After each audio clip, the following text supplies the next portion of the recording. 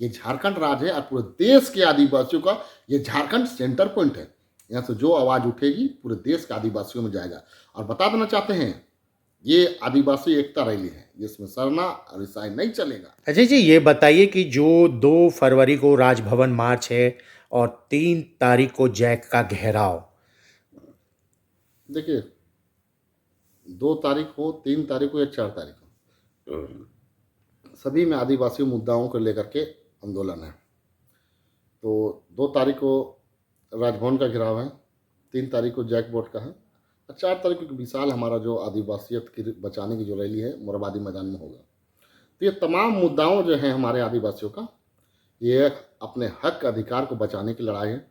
और सबसे पहले बात, जैक बोर्ड के द्वारा जिस माध्यम से एक फॉर्म आया होगा, बच्चों जो स्टेफन फॉर्म जो भरते हैं, उस फॉर्म में देखे होंगे अपने हुए हिंदू, मुस्लिम, सिख, ईसाई, जैन 5 धर्मों का अलग अलग कॉलम बना हुआ है। अब बताइए, ये कॉलम में आदिवासी भरेंगे कहाँ? इस कॉलम में आदिवासी भरने कोई स्थान ही नहीं है। इसी तरह से मैं कहना चाहता हूँ कि ये कॉलम जब नहीं है, पिछले की सरकार में एक अन्य का कॉलम हुआ करता था। उस अन्य का कॉलम में जो आदिवासी अपना धर्म को लिखते थे और उस धर्म के माध्यम से जो भी उनका अधिकार है शिक्षा के क्षेत्र में, जो उनको स्टेफन जो फॉर्म के माध्यम से भरा जाता था, और उसको जो एक अधिकार सरकार के माध्यम से मिलता था स्टेफन के माध्यम से, तो पढ़ाई में बहुत बड़ा सहयोग होता था। वो सहयोग आज देखा जाए तो ख़त्म करने का प्रयास है, इसको समझना होगा। और पढ़े लिखे युवा से मैं खास कर कहना चाहता हूँ कि आप उस अधिकार को समझें और इसका विरोध पुरजोर करें, क्योंकि आप अगर इसका विरोध नहीं करेंगे तो आने वाले दिन में हमारा जो संपूर्ण जो अधिकार है, चाहे वो शिक्षा के क्षेत्र में हो, नौकरी के क्षेत्र में हो या फिर राजनीति के क्षेत्र में हो, ये तमाम पहलुओं से जो हमारा हक और अधिकार दिलाते हैं, वो तमाम अधिकार को ही शुरू से अब समाप्त करने की ओर बढ़ रहा है। आपने आए दिन देखे होंगे कि बीजेपी के लोग आदिवासियों के ऊपर जितना अत्याचार और शोषण करते हैं। हाल के दिनों में देखे होंगे मध्य प्रदेश में विधायक प्रतिनिधि, कौन विधायक प्रतिनिधि? बीजेपी के विधायक नहीं थे। मध्य प्रदेश में क्या किया गया? एक आदिवासी के ऊपर में पी के विधायक प्रतिनिधि जो पिए हुए थे, नशे के हालत में एक आदिवासी के ऊपर पेशाब कर रहा है। मतलब समझिए कि नशा में बहुत कुछ लोग सच को बयां कर देते हैं, ये सच्चाई है। आप नीमत में अगर कुछ हम ऐसे अच्छे है मूड में तो नहीं बोलेंगे, लेकिन जैसे ही 2 पैक चढ़ता है, लोगों को अपना मन का भड़ास निकलना चालू हो जाता है। तो ये भड़ास है। आप देखे होंगे कि विधायक प्रतिनिधि, बीजेपी के प्रतिनिधि मध्य प्रदेश में एक आदिवासी के ऊपर पेशाब करने काम कर रहे हैं। बताइए कितना नीचा का एकदम, समझिए कितना गलत काम हुआ। आप देखे होंगे मणिपुर में बीजेपी की शासन है, बीजेपी की सरकार है मतलब मुख्यमंत्री वहाँ की बीजेपी है। अब देखिए मणिपुर में क्या हो रहा है, मणिपुर में संभल नहीं रहा है। अब देखिए वहाँ कुकी और मतई 2 जनजाति है, एक अपने आप को आदिवासी कहती है और एक वहाँ पर हिंदू कहती है। दोनों में लड़ा दिया गया है। क्यों? क्योंकि मतई की आबादी वहाँ पर ज़्यादा है, कुकी जो अपने आप को आदिवासी कहते हैं उसकी जनसंख्या कम है, जो जंगलों क्षेत्र में रहती है। और मतई जनजाति जो शहरी क्षेत्र में रहती है उसकी आबादी ज़्यादा है। तो वहाँ पर जो जंगल क्षेत्र है वो उसमें आदिवासी रहते हैं और उनको लड़ा दिया गया है ताकि उनके खनिज संपदा वहाँ पर लिया जा सके। तो हर जगह टारगेट किया जा रहा है आदिवासियों को। आप अभी देखेंगे छत्तीसगढ़ में क्या हुआ, 5 राज्यों में चुनाव हुआ जिसमें एक छत्तीसगढ़ भी थी। छत्तीसगढ़ के राज्य में क्या हुआ, जैसे ही चुनाव जीती सरकार बीजेपी की बनी, वहाँ पर से लाखों आदिवासी को बेघर कर दिया गया जो जंगल में रहते थे। वहाँ का पेड़, हजारों लाखों पेड़ काट दिया गया। क्यों? क्योंकि सिर्फ और सिर्फ आदिवासियों का जो जंगल जमीन में जो खनिज संपदा है, मोदी जी के एक प्रिय मित्र हैं अडानी जी, उनको देने के लिए उस खनिज संपदा को उनको अलॉट कर दिया गया। आदिवासी को विनाश करके अपने दोस्त का विकास कर रहे हैं, ये कतई हम लोग बर्दाश्त नहीं करेंगे। और आपको ये भी बता देना चाहते हैं कि 2024 में ये मुंह तोड़ जवाब देंगे, क्योंकि आदिवासी धर्म की राजनीति नहीं करता है, आदिवासी अपने हक और अधिकार की राजनीति करता है। डिलिस्टिंग को लेकर 24 फरवरी को एक रैली बुलाई गई और उसी के विरोध स्वरूप 4 फरवरी को भी रैली बुलाई जा रही है आदिवासी एकता रैली को लेकर। तो आदिवासी समाज अपने आप को कहाँ खड़ा देखे, किसके पक्ष में जाए, कैसे इनको सजग और सतर्क करें? देखिए, आपको बताना चाहते हैं मनोज जी, 2019 में लोकसभा जब हो रही थी, उसमें मोदी जी आए थे रांची में उस समय मोदी जी ने कहा था, बिरसा चौक से उनका मार्च था राजभवन तक का। उस समय कहे थे मोदी जी कि हम इस बार जीतेंगे 2019 में, संपूर्ण आदिवासियों को एक तोहफा देंगे। तोहफा के रूप में यहाँ के जो सरना कोड, जो लंबे समय से आदिवासियों को अपना धर्म कोड सरना कोड जो मांगे, वो सरना कोड हम देंगे आदिवासियों को। लेकिन 2000 में पुनः उनकी सरकार बनी, पूर्ण बहुमत से सत्ता में बैठी। लेकिन सत्ता में बैठने के बाद वो अपने आप को भूल गए कि आदिवासियों को धर्म कोड देना है। उसके बाद लाख आदिवासियों ने कितने बार रैलियां की, कितने बार प्रदर्शन किया धर्म कोड के लेके, सरना धर्म कोड के लेके, इन कान में जू तक नहीं लगी। उनको सिर्फ और सिर्फ आदिवासियों का वोट लेना है, आदिवासियों को अधिकार नहीं देना है।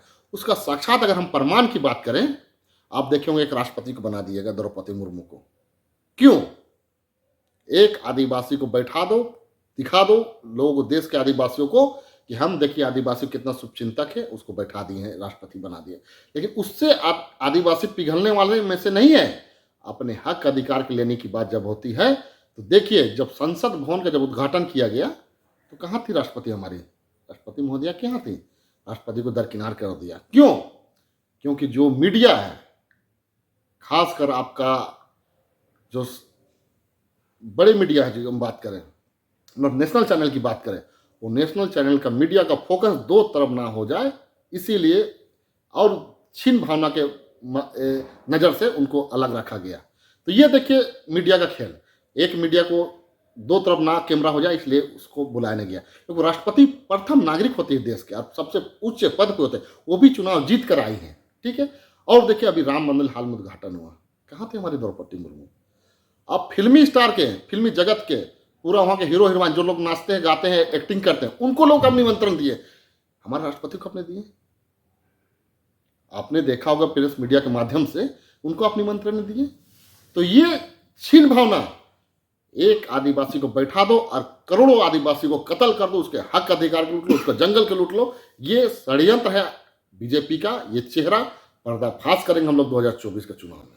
4 फरवरी को रैली जो है, आदिवासी एकता रैली, किस तरह से देख रहे हैं? कैसे हुंकार भरी जाएगी झारखंड में? कैसे केंद्र तक पहुंचेगी ये आप देश के विभिन्न राज्यों में कि आदिवासियों में एक ताकत है, गोलबंदी है, एकता है और हम डट कर मुकाबला करेंगे? सबसे पहली बात हम लोगों को समझना होगा, आपके हाल के दिनों में देखा होगा डिलिस्टिंग का मामला को लेकर के जनजातीय सुरक्षा मंच एक बैनर के तले रैली किया गया। सिर्फ क्यों? इसलिए कि आदिवासियों को डिवाइड एंड रूल, इसका शुरू से नीति है। हिंदू को मुस्लिम लड़ा दो, आदिवासी में सरना रिसाई को लड़ा दो, ताकि सरना वाले जो वोट है हमको मिल सके।